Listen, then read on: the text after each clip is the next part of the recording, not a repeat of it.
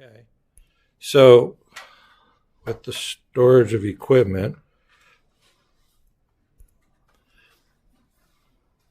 let me get the PowerPoint up here.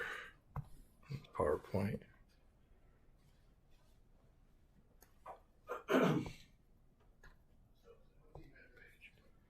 Come on, add a page. What's the matter with you today?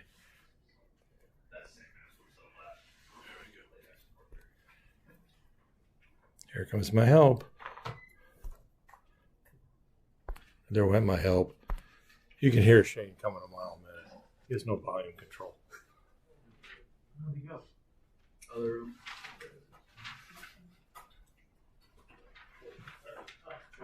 113. I know, sorry. My mistake. What's the stupid app on this thing? DocCam. Yeah, but where? Desktop. It's on the desktop. Doc. Oh, crap. Stuff with it. Then, menu. Yep. You just press it once, yep. And it also shows you here, just so you know. All right, cool. Thank you. No We're problem. ready to go. All right, so Let me mess with it. Or maybe just let me mess with it. well, that's cute. Yeah, that's real pretty, isn't it?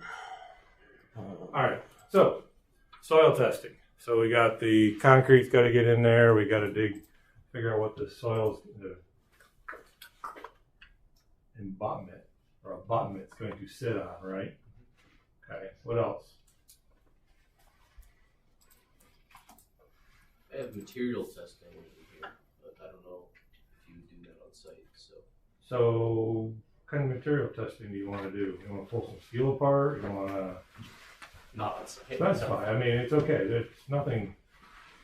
Well, you want to check your deflection in your beams and make sure you don't have any bad steel or whatnot. But Okay. you know where you would test No, not on site. it. Yeah. You're going to, guys, everybody familiar with what we're talking about? So, you ever been on the bridge down here in town and a tractor trailer pulls up alongside of you and you feel the bridge kind of buckle under you and kind of sway a bit? That's deflection, okay? It's natural. It's supposed to occur. What we try to do in engineering is not to have it occur too much, okay? So when you're in a little car that weighs 2,000 pounds and you got a tractor trailer that weighs 60,000 pounds pulling up on the bridge and stopping, the bridge is definitely going to undulate, okay? So no, we don't do that testing in the field or prior to using the piece of steel, because then we'd be stupid. Because once we do that, we're going to tamper with it and destroy, maybe not destroy it, but no. But we do get good engineering quality, and we make sure the material that came from the supplier is right. Buddy with that? Okay. All right. So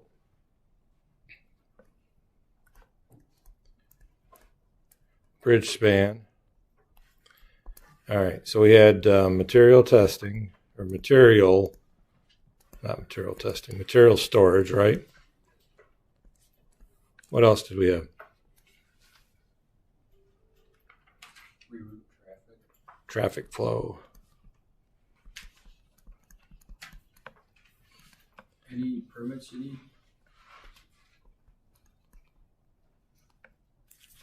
Be nice if I could type today or write. Permits. What else? Soil testing. Soil testing. Okay. I'm going to give you a few more here, okay?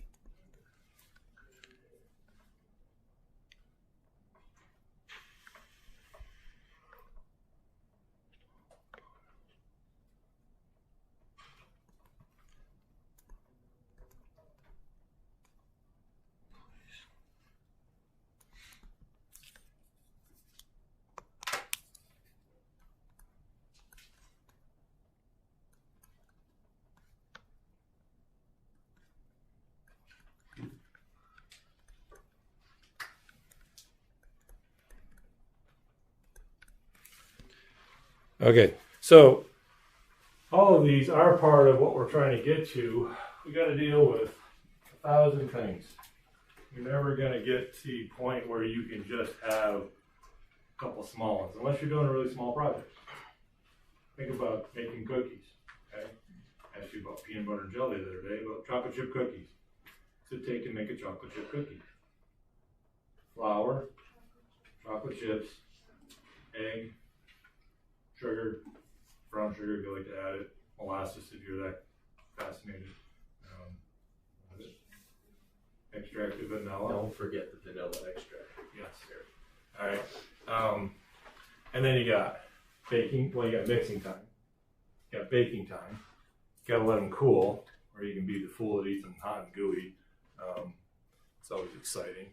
Or my dog waiting for me to drop one off the spatula. Okay. But either way, think of it in those terms. It's always something simple, but you're trying to break it down. Okay. So let's pick with. Well, let's pick the traffic. Let's play with that one for a bit, okay? So we're going to go over here to the traffic, and we're heading that way. So we got another set of boxes for traffic. What's going to be the next thing you need to do about traffic? Well, you need to set up a detour that, goes to where the other side of the bridge would go. And you need an accurate detour. Detour. What else goes with detours? Signs. Signs. Okay. Beyond signs. So you're a construction firm that is going to mess with the highway. Does anybody control the highway? People do. What's that? The DOT. DOT. You gotta let them know. Okay. And it may not be the New York State Department Highway, but it probably has something to do with the municipality. So if it's a town bridge, you want to notify people of that. Little unknown fact, too, by the way. New York State controls all the traffic signs. So you can't just make up your own sign. You mean like New York State is in the state we're in, not like nationally? No, New York State, just for the state. Each state DOT is the one responsible for all the designs of traffic signs. So there's consistencies with the laws. Now they all work in conjunction so that pretty much a stop sign across the country looks like a stop sign across the country. But if you're trying to get one that says detour this way, it's not just somebody slapping orange paint on there and putting, a black arrow in. That is not how it works. Okay. So you do have a little coordination to do to get those signs. Okay. But we need to know which signs go which way. So subsection of signs, I guess is what I'm looking for. On the one that's like road turns into one lane in 3 miles. Okay. So warning, merge traffic.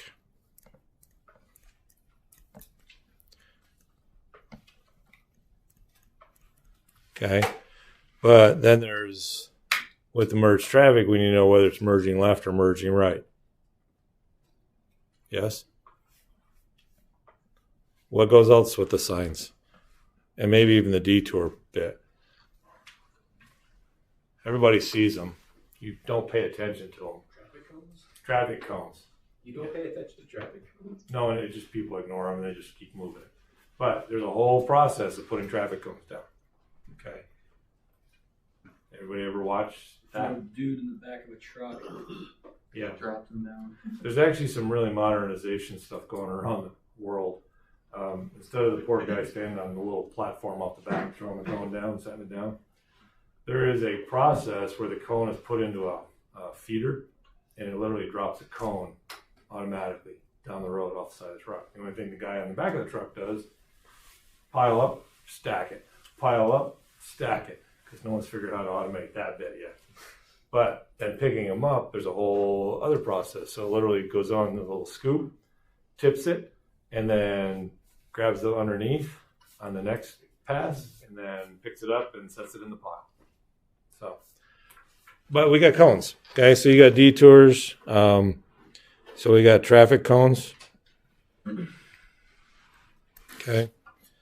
What if we do some more stuff with DOT coordination? You need to tell them when, or they're gonna tell you, or you need to tell them when you're gonna start work and end work. Okay, so we need start date coordination and end work dates. You need to let them know like what you're doing and what materials you're going to be using and what tools and everything. Yeah, that's part of another little step here, but close. What's some of the other things you really want to tell the DOT related to that? How do we get to that process? Well, you are building a new road by putting a bridge in, so that's kind of important. Okay, so plan review. Are you like, you have to let them know if you're digging at all? Oh yeah. Are you, like trenching or excavating? Permits. Okay. What else?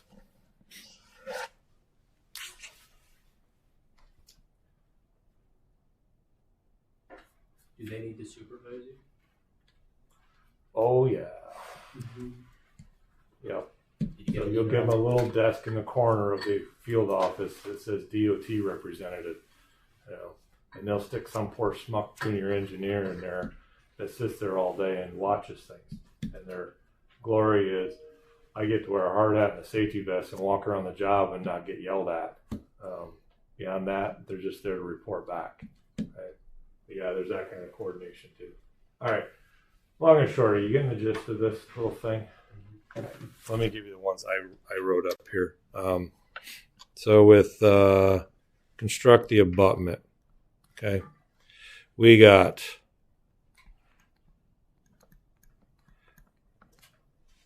stake out the site.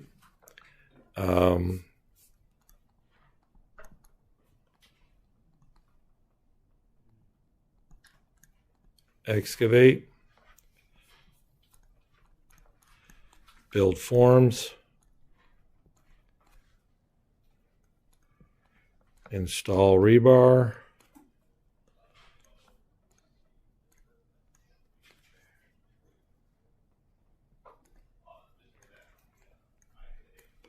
place the concrete,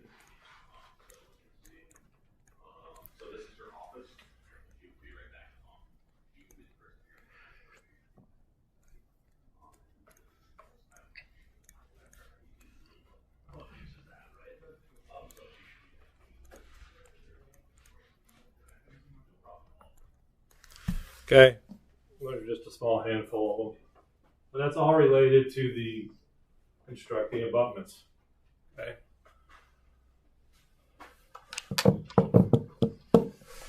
All right, so let's mess with install the rebar.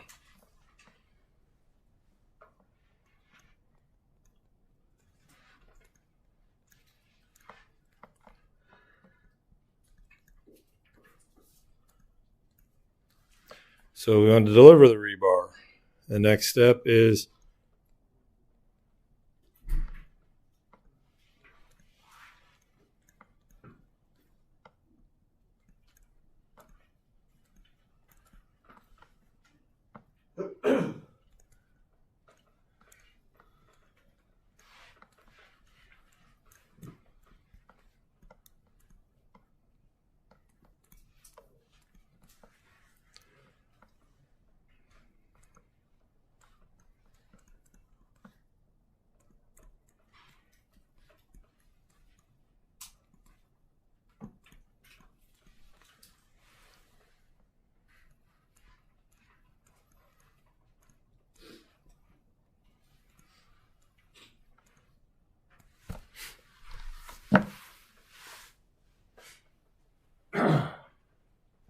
So we're going to install the rebar. We got to get the rebar delivered. Okay. And That seems logical. We gotta fabricate the rebar, so we're gonna tie all the pieces together, which means there's an iron worker out there wrapping wire around things and tying it all up and creating the rebar grid that we're looking for. You guys ever seen pictures of all that? Anybody? And again, don't be bashful. Nathan's nodding his head. I haven't seen the process, but you mean like on site? Yeah, what it looks like before they pour the concrete Yeah. in. So it's an entire grid and mesh of rebar that's all been bent, twisted, tied, and set in place. If you're lucky, and that's kind of referring to prove the shop drawings, you can actually have somebody do that off site. Don't have to do it on the job site. Okay, and then it just comes on a flatbed trailer. You pick it up with the crane, set it in place, and be done. Okay. Excuse me, don't you have to have someone like test the rebar, kind of like how you have someone test concrete before you do anything else with it? No, but it's done for you. Okay, so let's see. You've all survived some sort of material testing experiment around here. That is usually done, and the data is collected, and you're good. It's not like concrete coming off the back of the truck where it's a mix, and we're trying to determine the slump test and determine we have the right PSI, because we have umpteen million years of data that relates slump to stiffness and strength, which is the world's worst test, by the way. The Federal Highway Administration is looking at some new ones they want to get out, and only about 8 out of the 50 states have adopted it so far. The slump test data is there. We've had it since the turn of the last century. So over 124 years now, we're looking at how do you get rid of all that data? It's the stupidest thing you ever thought of, because we start mixing different grades of concrete now, ultra high strength and stuff. Slump doesn't mean anything. It's useless. It's great when we're just doing, number 2 stone and, cement and sand and slapping it all together. That's fine. But when we start doing foo-foo dust in there, that stuff pours like water, basically. I mean, it's thick, but it hardens up and has a whole different set of strength. You get foo-foo dust. I'm sorry. Matt was laughing at me, and I was giggling too to myself. You know what foo-foo dust is? Oh. Plasticizer? What's that? You mean plasticizer? No, it's the glass beads that we pour into concrete now. It's called foo-foo dust because everywhere it goes, it's all over the place. It's like pixie dust from Disney, Tinkerbell. Because you'll wear it, you'll own it, you'll take it home with you. Kind of like, the hell is the that pencil? Glitter. What is it? Glitter. Yeah, Dr. Craig used glitter one time in a water tunnel we built, and I swear to God, you can just walk by it and you'll walk home with glitter. It's got to stop. But what happened to our signal?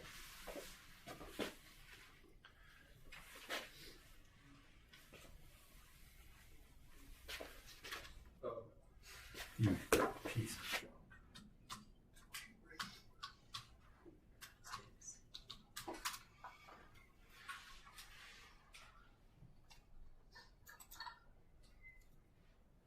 All right, so testing. So re-rot is classified and tested by the manufacturer. So we get it off the truck and we assume that it comes with its credentials. Okay, so we don't buy it from some place that has no credibility of making it. All right, and there they actually did a potential test or pulled it and understood that it's 836 steel. It's going to behave at 36,000 pounds per square inch and we'll be good. Concrete is a little different bit of stuff because you really can't, it's being mixed as it's driving to you and you need to verify it before you put it in. Steel, and it goes back to the deflection of we get the American, I always get this one, the American Institute of Steel, no, ACI, AISC. That's American Institute of Steel Construction. Steel construction, yeah. They write the standards, and every engineer uses that goofy little book to calculate what that deflection is going to be, and that's better come that way. But we've done it because we've had millions and millions of experiments that understand that deflection. Okay. Now, nobody ever told you this in strength and materials or in structural analysis. Statistically, it will work, but there's always outliers. Okay, and something will break. Something will be too stiff. Something will be too strong. Too strong is usually never a problem. It's when it's too weak, we usually wind up on the other side of the statistics curve. Okay, but a normal distribution will wind up with the right stuff in the right place. Okay, so yeah, we don't have to test the rebar. Just assume it comes with its pedigree and it is what it is. Okay, same with a beam when we order. Which is why, by the way, in construction, why we're always worried about buying U.S. steel. Not because we were really fussy that, hey, we make the best steel in the world. It's like we know the steel that we make has its right pedigree. Something made in China, we don't know who tested it, or what the alloys were. And then there's the whole economic side of the thing. Yeah, we want to do jobs here in the U.S. But really, we're looking for steel that we reliably know will survive and not do something stupid. Okay. All right. So you guys need some pictures along the way, don't you? You don't have a clue how things are put together. How'd you survive estimating? With Roger E. Is that what you're talking about? Yeah. It was interesting. Yeah, it was really interesting. All right. I'll see if I can find some pictures for some of this stuff as we go along. You obviously need to know how things are put together. Roman architecture. All right. So far, so good on this. Everybody's getting the gist. So every little part of your project, you can start with a major category over to the left side of the screen, work to a subcategory. The subcategory can have a sub-subcategory. Then you can wind up in subs. Okay? And you could probably even go one step further. How do you get to a sub of a shop drawing? Well, someone's got to draw it. Okay? So, approved shop drawings. Next step would be after having been drawn. Don't have to get so micro fine that you're standing inside the microcosm of the weeds and forgetting the lawns out there someplace, because you can lose your focus. Okay, but what you're trying to do with this whole process is get it down to the point where I can break it down to small steps. And I hate to use this analogy, the best way to eat an elephant. Anybody know? Go for it. Just one spoonful at a time. One bite at a time. Okay. If you got a big thing in front of you, it'll stifle you. There's a lot of students on this college that see a homework assignment and go, "Oh, I can't do that. It's too big." Well, tackle the first one. Go take a break. I don't care. Then come back and tackle the next one. Your whole education is about learning to tackle the elephant. Okay. And just take small bites at a time. Okay. That way you don't choke yourself to the point of anxiety and you can't do a thing. Okay. Same with this. You're looking for the ways to make this understandable to everybody on the job. So, and your breakdown will get worked out there. Yeah, I'm not ready for that phrase yet, but there is something called work breakdown schedule that's coming soon. All right, leave that one for another day. Oh, cool. We're getting the production rates. Sweet. Okay.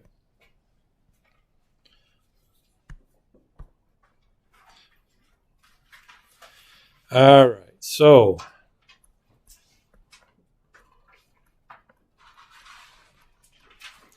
production rates.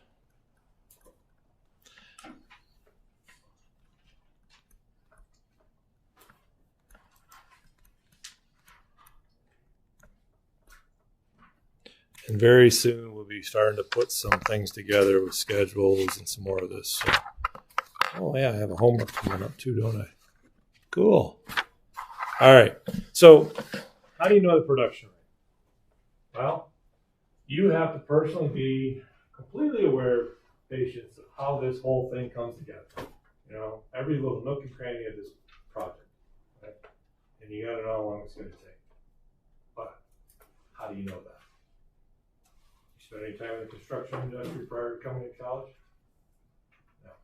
So nobody expects you to know exactly what it takes. So the first thing is ask lots of questions. Refers to my rule number 1 and 2. Okay. The second is the place to get this information is RS means. Okay. There's another one out there, National Construction Institute manual or something like that. I'm vaguely familiar with RS means. I get it. Now, this is an expensive little proposition because they know they got you. I mean, they know they have all the details for every job. I'll bring it in and show it to you. I got a student version. That's something we can buy as a student. But if you're going to do this, you want the most recent and current. And I also suspect it's a database online nowadays. Okay. And you just pay for it. It's a service that RS means provides everybody. So for instance, let's say we're going to hang that door as we come in this classroom. How long does it take to hang the door? What this book's going to tell you. Okay? So if it takes 20 minutes to hang the door, how many doors can you get done in 1 hour? 3. Thank you. I prove that you know how to read the clock. But it could take 30 minutes. Well, how many people does it take to go with it to put that door in 20 minutes? They'll even tell you that. It's probably 2 people, right? It even goes to the point it specifies the trade that is going to be responsible for that job, okay? If I'm going to excavate a hole with a, I was going to do this nicely, but we'll skip right to the, we're going to excavate it with a half-yard excavator. So the reticulating arm goes out with a bucket on it, picks up half-yard dirt at a time, and there's 200 yards of soil to get out of there. How long is it going to take? It'll tell you that kind of detail, okay? It's going to give you a scenario. What if you do it with a little backhoe? You know, it has a half a cubic foot bucket on it. How long will it take you to get 200 yards of material out? All a live long day, you know, and they'll find a faster way to do it. Okay. Or you could be the U.S. Army Corps of Engineers. You want to move 200 yards of dirt? No problem. Drill a few holes, put some explosive plastic charges in there, and blow it up. It'll be gone everywhere. And it doesn't matter in seconds. It's cool. I've actually done that. It's fun. Stand back and watch all that dirt go sky high. So efficient, then why isn't it commercially available? Because doing explosive is People get nervous when you hit the ground. windows break, all kinds of things. Okay, so here's an example of what this is. I actually should put the notes down here. It's used to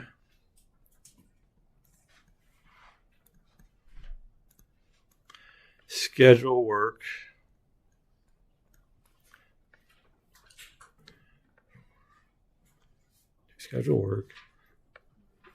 I didn't write that right.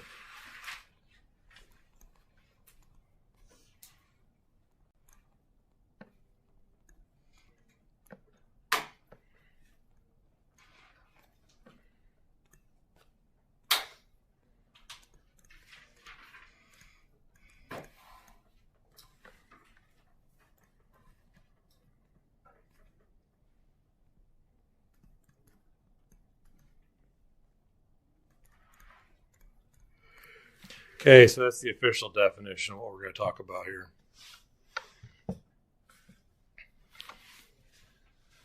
Actually, did I have... I think I updated my notes on this.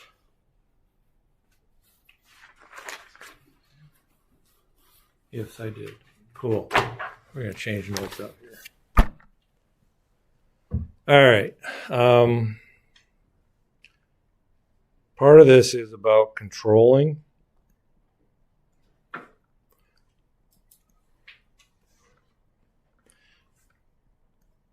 So the project manager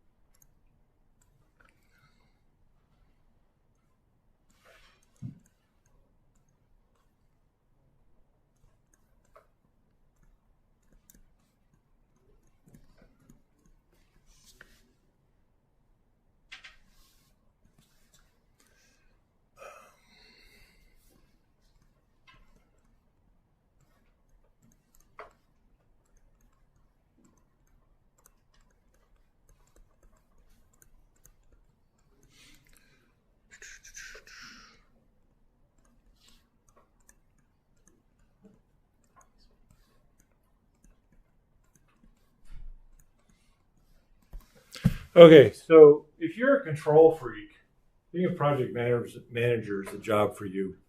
But if you're a control freak and you don't have good personality skills, you're going to find yourself out of a job. Is that big enough, guys? I'm sorry. What is that? What is that word? Should. PM should establish standards of quality. I want to talk about these individually, so I'll give everybody a chance to estimate, establish. Sorry, that is, yeah. Can't even read my own writing. Yeah, I spelled that wrong. That should be an A in there, isn't it? Establish.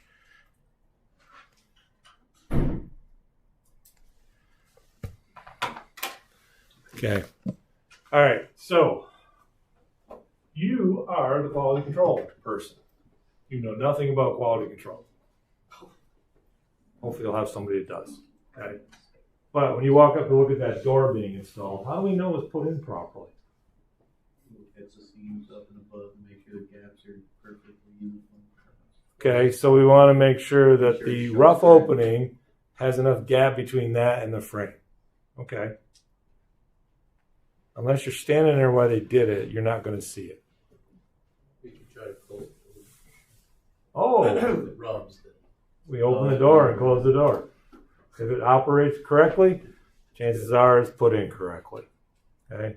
But if you ever notice something doesn't quite look right, or you literally make sure all the screws are in the hinges too, that's another one that gets left out. You know, they're in a hurry. Well, I only slapped 5 in. I didn't care about the other dozen that's laying in the toolbox. Yeah. If you ever take something apart and you get pieces left over, it's probably messed up someplace. Okay. No. The screws in the middle are just. Yeah. Yeah, you don't need them. I have one screw in my garage that I keep track of because it's like I know I took it out of something. I don't know where the hell it came from, and I have it sitting on top of the toolbox, and it's right there on the tray. Every time I see it, it's like, where is that? I'll come across one of these. All right, so you get to establish the quality standard. Well, that's why we use RS means, because if we give them the right amount of time to do it, they won't be taking shortcuts. But if we try to get it done fast, we're going to get in trouble. There's an old saying too: we're in too much of a hurry to rush. So when you think you're going to be cutting it short on time, you're better off if you don't rush, okay? Because you'll get it done right the first time. Because we don't have time to do it twice, okay?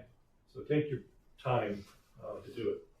Minimum production rates. Well, that's why we want to use RS means. That's the minimum production rate. But you can also give them a little more time. Maybe I want to give you 3 days instead of 1 day to do 4 doors, okay? Seems pretty bad, but maybe we're having coffee every hour, you know. All right, the other bit is here. In doing so, you can deal with the rate of expenditures. I lost a T in there when I erased something, didn't I? Okay. So how much do I go through the material I'm trying to do? How many doors do I have to have in stock if I know you're going to put 3 doors in an hour and we got an 8-hour day? So I got to have that many doors available for you to do that day. Maybe I don't have to have them all sitting in a stockpile out on the trailer outside. I can have them brought in the next day and have the next batch delivered. Okay? And that gives you rate of expending resources. But that resource also is tied to your money. So when we start playing with money, how do we deal with the money bit? With me? Cool. All right. Cool. All right, other metrics we'll come up with. I got some examples we'll play with, but we'll do those on Wednesday. Thank you for waiting and have a great day.